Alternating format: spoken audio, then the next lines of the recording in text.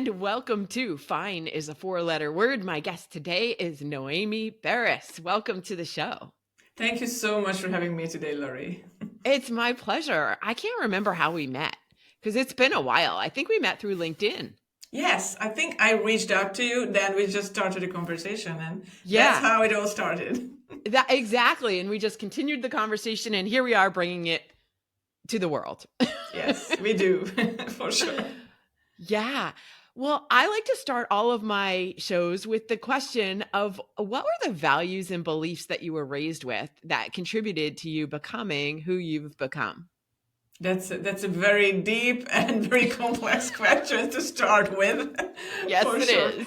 Yes, I was born and raised in Hungary, in a small town, and I was the only child in the family, and my parents loved me, and I got all the attention I could get in my family. So I was always in the center of attention of my grandparents, my parents. So it was a very loving, nurturing, caring environment. So I can't complain. And now I'm listening to podcasts and listening to other people's stories. And oh my gosh, I was just so lucky to grow up like that in just like an ideal place, and running around, huge garden, fresh air, fresh fruits and veggies, and it was a nice environment. So I'm the lucky one. I'm one of the lucky ones. And Yeah. that really formed me to be just kind of, maybe I was in my own bubble too, because it was raised like that. But then obviously there's so many things happened in life, and I got bullied at school. And so nothing was perfect, and nothing was, um, you know, things changed in the meantime, especially when I started school.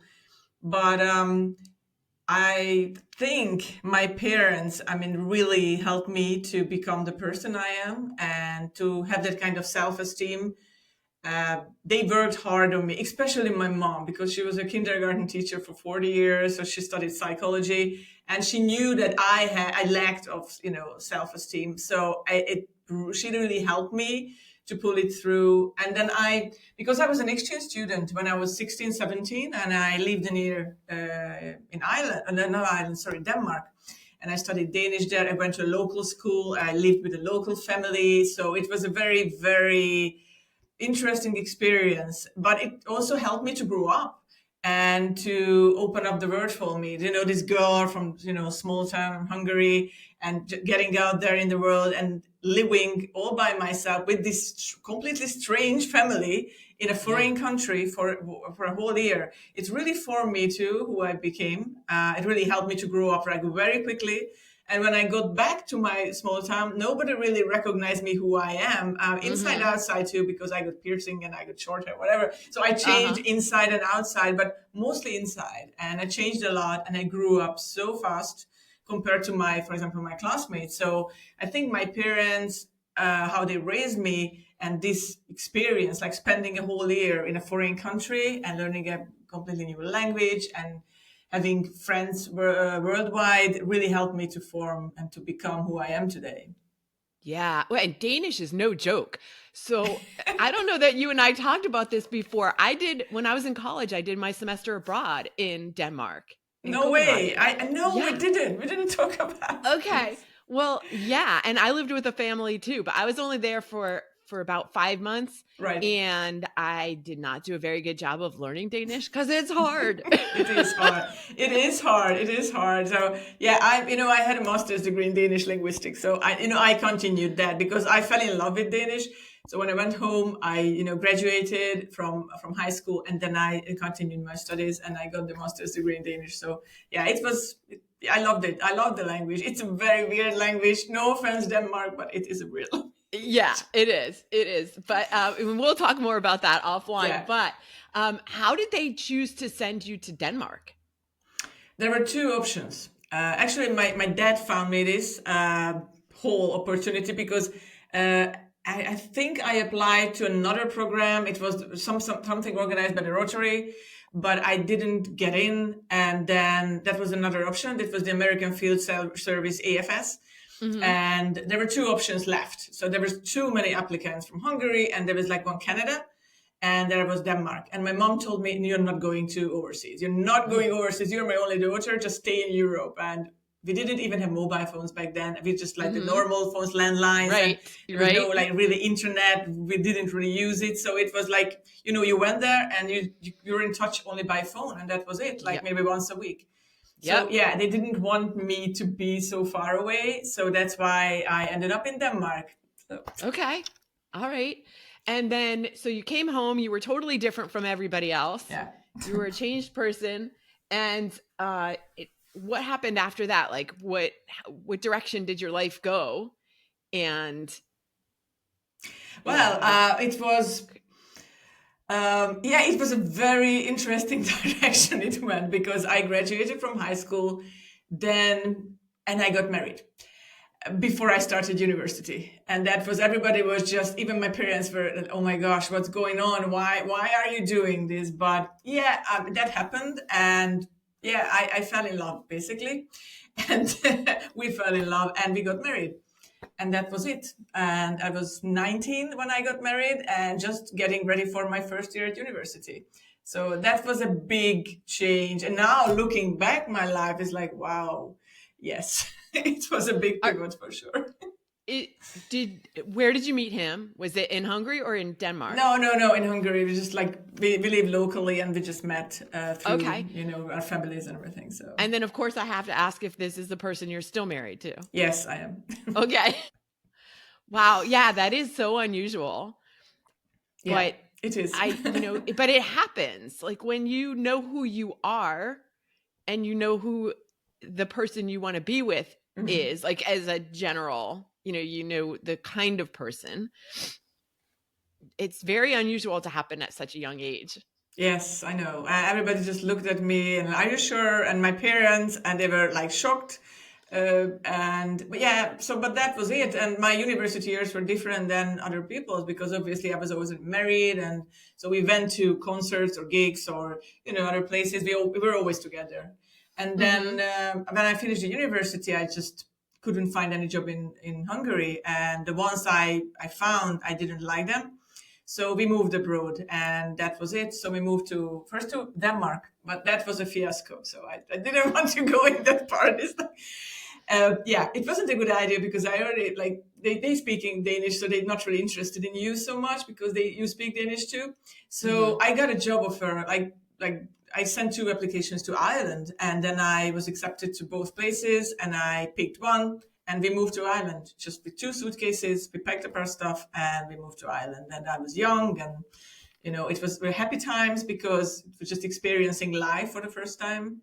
Yeah. And I started to work in a call center, which isn't like, the top jobs or whatever, but because everybody were from like, just finished the university studies. So it was a great group of young people from Europe. Mhm. So it was fun. And, we had parties, and I had made great, great friendships during that time in Ireland. So it was kind of a fun job. But after 3 years, I told my husband, it's like, no, I don't want to do this. I'm fed up. I want to be an entrepreneur. Like, let's do it. And my parents like, are you sure? I was like, you never ever tried, and nobody was an entrepreneur in our family. There's nothing like that. So no, I want to do this. I'm a Scorpio. I don't want to have any boss in my life, and I want to be my own boss. And let's do it. I had no clue what's involved being an entrepreneur. Obviously, at age like in your late 20s, so I didn't know. Yeah. What was your husband doing at this time for his career? Because we went to Ireland, but he didn't speak English. I spoke English, obviously, because I lived in Oh, Denmark, and wow. That must have been so difficult. it was because I taught him English, and then I tried to, I helped him to prepare like job interviews and everything. And, now he's running like he's the, founder of the podcast booking agency that we run together, but he started working at a McDonald's. And that was it. I mean, that was the only place that you could, no, actually he started to work at the place where I worked. That was like a promotional uh, product company, and they made imprints on the promotional Mhm. products. And he worked there for a while, and then McDonald's. And that was for many, many years before we started to work together. So, yeah. Okay, so I can see why he would be all in on the entrepreneurship thing, because it was an Yeah. opportunity for him Actually, I too. was the first one that became entrepreneur. He just joined me like 2 years later. Uh-huh. And I just, yeah, I mean, obviously because of financial stuff and everything, because Yeah. when you start, and you're an entrepreneur, you don't have money. So, Right. Right. Yeah. And so, because the show is called Fine is a 4-letter word, let's go to the part of your life because everything was going great. And then, mm. like, where was it that you got to where it was fine, but it wasn't fine, where you were telling people it was fine and it was not fine because you had a couple of places you wanted to share or, Yes, absolutely. yeah. I mean, it all started with my when my dad was diagnosed with cancer in Mm, 2019. And that was kind of meant the end of the world for me, because he was my dad. He was the strong mm-hmm, guy. He was always the one to protect me. And then, yeah, he was diagnosed with cancer, and he had 2 years left with us, and with a lot of struggles and a lot of surgeries and horrible stuff happening. And so that was a big, big turning point in my life. And up till that time, I thought it's like my life is ideal. I'm traveling, I'm doing this, I'm doing that, and everything. I'm just so happy. I had my son in 2012, and it was just everything going amazingly. And then it's like when you get this ice cold shower, and it's like boom. mm-hmm. And that was a lot to take in, especially that you have to like to still to be a mom, still to run the business and look after your like father, even if I wasn't there all the time with him, but I had to travel back and forth between Hungary and Cyprus during that time. So that was the yeah so I yeah, and I told people, yeah, it's fine, and I was trying to cope with things, but no, I wasn't fine at all. Yeah. Backing up because you just mentioned you were coming from Cyprus because you were in Ireland and then now you're in Cyprus. Cyprus, yeah, Were yes, there that's other true. moves in between there? Just to back up for No, a no, second. Okay. no. There were like 7 years in Ireland, and then I got fed up with the weather, and I always wanted to try the Mediterranean lifestyle. And now I'm so happy that I can see the Mediterranean Sea from here where I'm sitting. Yeah. So now it's 13 years. I've been living in 13 years in Cyprus and counting. Yeah. So yeah, and that was like a big change as well. There was so many big changes in my life, like even like locally, like when you just like switch from one country to another, from language to language, from culture to culture. So they're big changes, and they were always like, yeah, made an impact on you for sure, and on my life. Yeah. All right. So your dad is diagnosed. You said you had 2 years. Did you know that at the outset, or did you think that treatment was going to work? And or did the Nobody. doctors say at the beginning like you only have 2 years? They said even less Mm. than 2 years. I think he got like 6 months or something like that. So they didn't even know that he will survive one more year. But I think all that the love and the love that surrounded him, and he really wanted to live and continue Mhm. his life with us. And he had just had his grandson, and he loved his grandson, my son. So it just Mhm. really kept him going. But then cancer was stronger than him by the Yeah. end. But yeah, we still celebrated two more Christmas, two more birthdays, two more everything, and then he couldn't cope with it anymore. Yeah. That will to live though, like I don't Mm. think doctors take that into account enough, at least No, not Western medicine no. doctors. Like I would never, I don't know, I'm not a medical person, but I would never give somebody like an amount of time. Like I wouldn't set it and say, "Oh, you only have 6 months." Like Mm. it seems limiting. It is absolutely, absolutely. And actually, they didn't tell my dad, because we Mm, had that conversation with the surgeon, with me and okay. my mom, and that was probably the most terrible time of my life. And yeah, when I got that message, and I still remember it so clearly, sitting in that office, and you're getting Mhm. that message, and then you go back to your dad to the hospital room, and it's like, and you didn't really want to tell that to him. It's like, oh yeah, they just told me that you have 6 months left. So it's Right. no, no. So I mean, obviously he knew that it's something, everything is very bad, but he had a very strong will to live, and he wanted Mhm. to survive this. He had plans. He was like planning ahead. So I think that was the thing that kept him going. He Yeah. never gave it up. So and I really admired him for that, because so many people. Yeah, and it's an interesting point too because the having the plans is you Yeah. can have a will to live, but if you have no purpose, Mm. then it makes it a lot more difficult.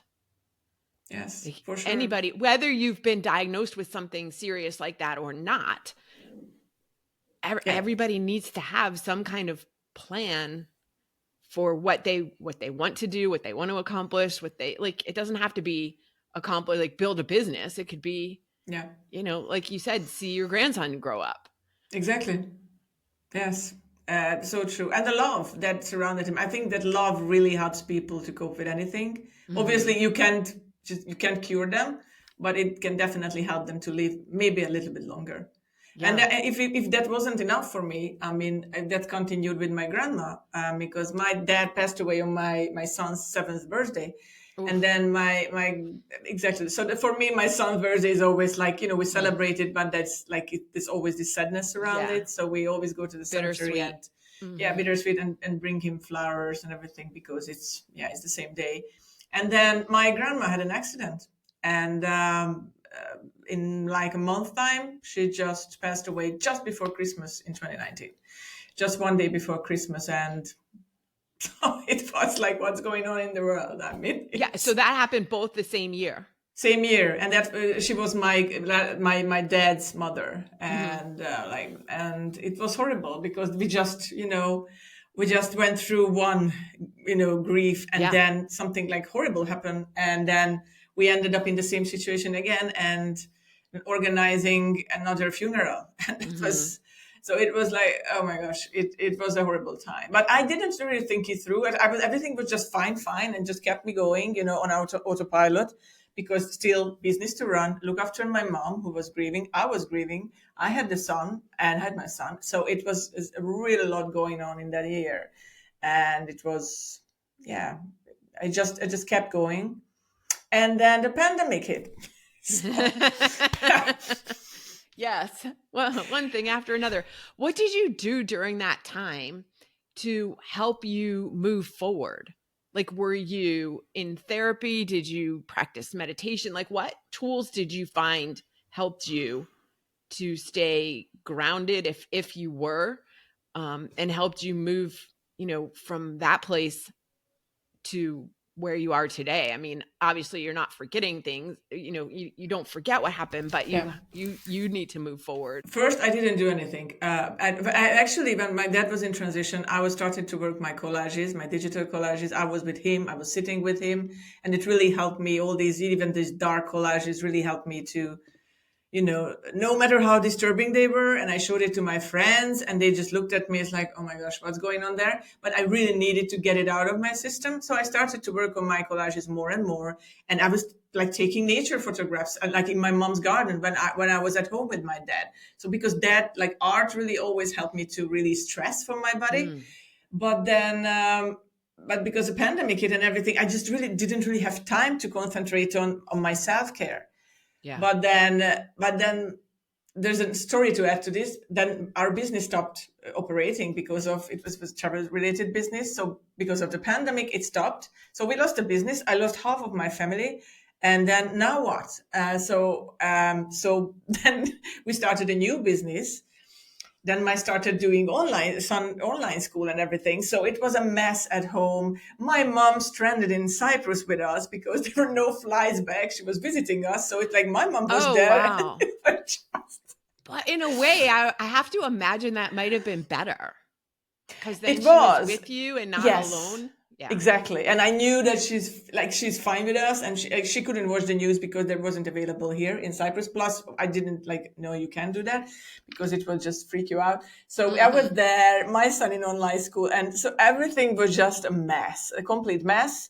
So I told myself, okay, I need to do something. So I started to work on my collages, on my hands-on collages, and it didn't even have any supply because all the shops were closed, and online shopping, it wasn't a thing when COVID started in Cyprus. We improved a lot, but it was nothing. Like, we didn't have Hmm. stuff like that. So I started repurposed my old collages or paintings, and I started to work on them. And every single evening I sat in bed, I started to sew these collages and you know, just work on these collages, listening to music or my audiobook.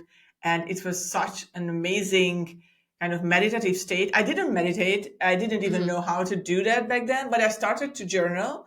like it was like a gratitude journal. I was reading about it. Okay, let's do that. Like I need something to keep me going, and the collages and the art that I discovered is it was so therapeutic and so amazing. I really lost myself in it. I was in the zone. I was relaxed, and it was heaven.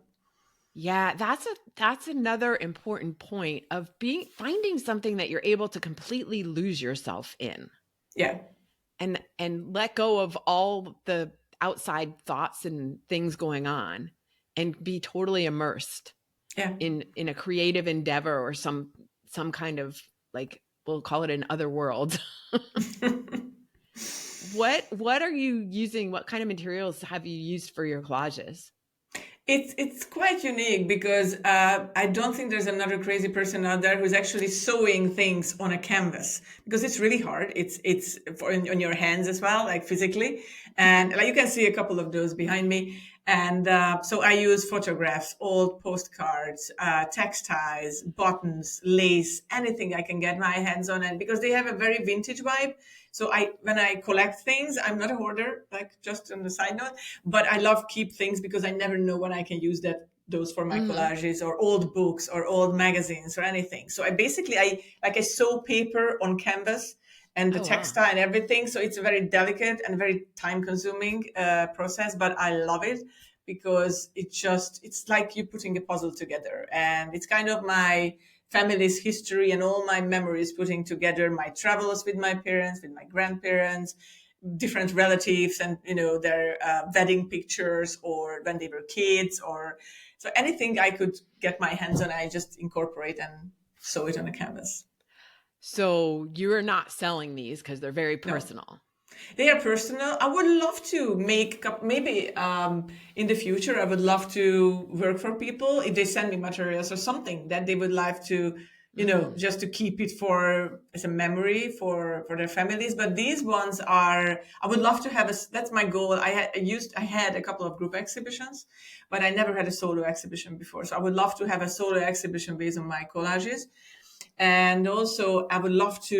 The big plan is to make a coffee table book, and with beautifully photographed. And I would love to tell the story behind each and every collage, because, like a Mm. podcast interview, there's always a story there to share, Right. and every collage has a story as well. So I would love to do that one day.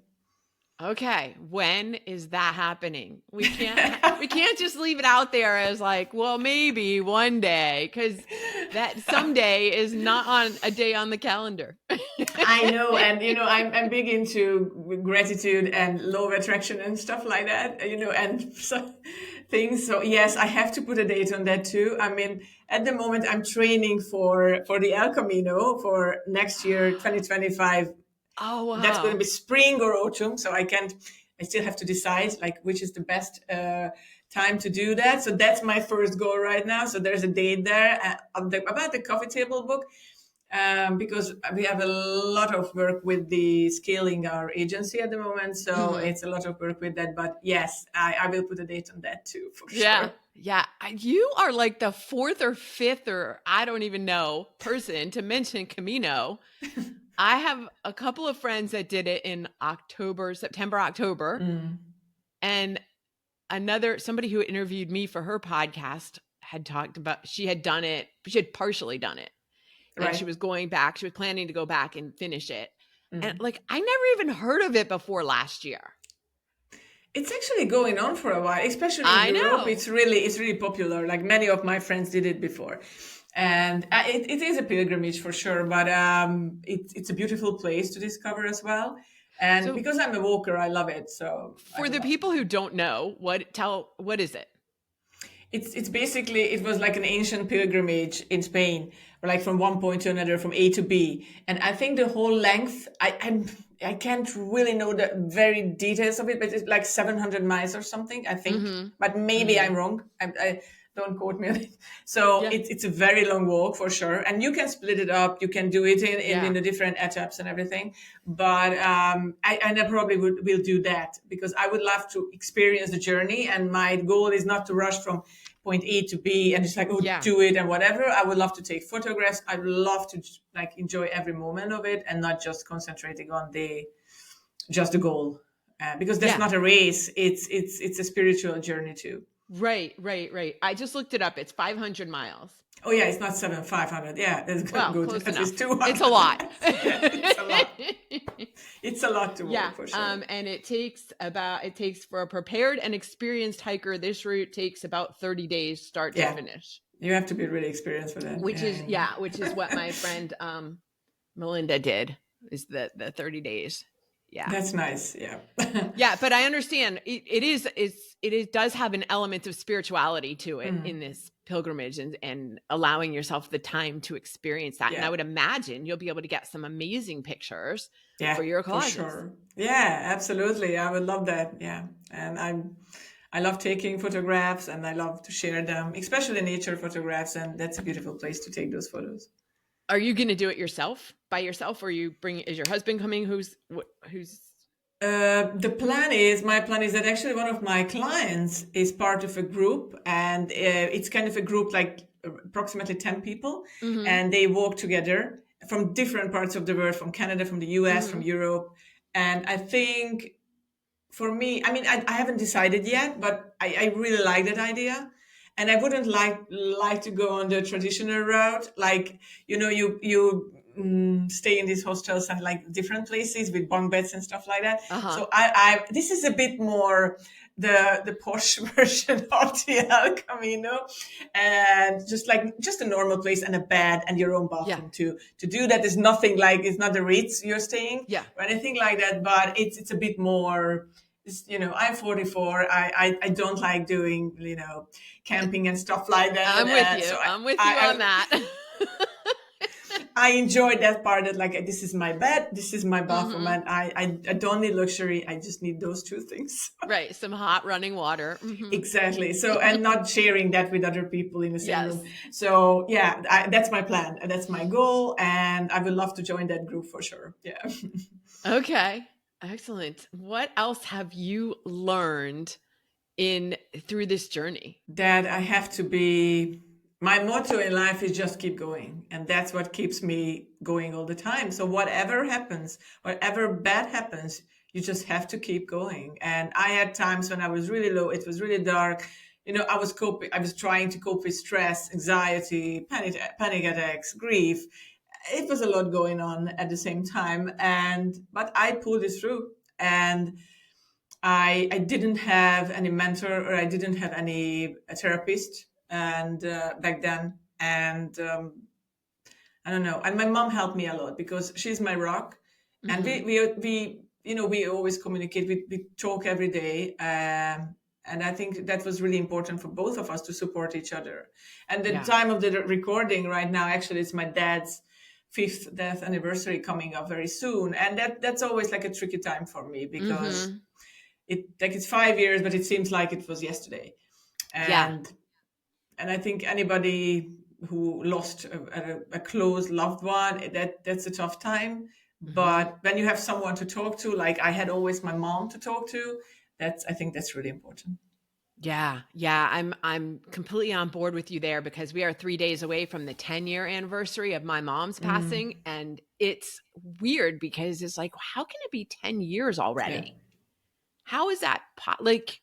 Okay, maybe it seems like 5, maybe, but like, and then in other ways, it feels like it was a really long time ago. Like, time is, they say time is an illusion. Like it's if we want to get all metaphysical and everything, but it really is. There's like this distortion of time. Yeah, I agree with you 100%. It definitely feels like a couple of years, on like 1 or 2 years, and now we're 5.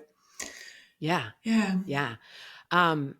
Cool. What is the song that you go to when you need an extra boost of energy? Let's just switch the energy here right now. Yeah, we need that.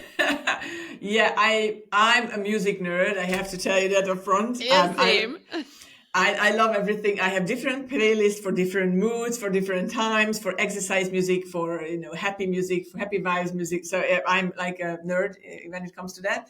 And especially I need that kind of extra energy when I walk, and I live in a hilly area, so it's always up and down, up and down. And when you're really tired and you go up on the hill, and there's definitely Foo Fighters Pretender, and that's my go-to song because I need some anything from the Foo Fighters, but especially that song. But like the hero, my hero, or like yeah, or Yeah, My something like Hero. my hero. I love that too. So that's anything from from Foo Fighters, but it changes too because I can't stick to one band. Like Yeah. I always love Red Hot Chili Peppers, or I love French rap, or I like Macklemore. I'm listening to Macklemore right now, which is like crazy Yeah, too. so good. And so I have a lot of favorite music, but yeah, Oh, that's so cool. Did you read, speaking of Foo Fighters, did you read Dave Grohl's book, not The yet, but I would love Storyteller? to. I would Yeah, it love was that. really Yeah, good. I would love to do that. I heard about it, and luckily it was a couple of years ago. There was a music festival in Hungary. It's a very famous one, and they were there. The Foo Fighters were there, and I watched them live, and it's like yes, finally. He seems like such a good guy. Like when you Yes, he read the is. book, you learn even more about who he is as a human. And really humble on stage as Yeah. well. Then Mhm. there's no nothing, no pretending on the Right. stage. Yeah. Yeah. Yeah, Exactly. it was great. I really enjoyed that concert. Very cool. Well, the last question I have for you is if someone wants to continue a conversation with you, where is the best place for them to find you? You'll find me on LinkedIn. I'm there all the time. So, Yeah. and you just search for my name, Noemi Beres, or if you visit our website, Podcast Connections plural dot co not com, you'll find me there, and you can connect me through our website. And I'm happy to chat, happy to connect. Okay, fantastic. I will put links to all of that in the show notes. So it'll Thank make it you. really easy for listeners to find you. Noemi, thank you so much for joining me today on Fine is a Four-Letter Word. Thank you for having me. I really enjoyed our conversation, Laurie.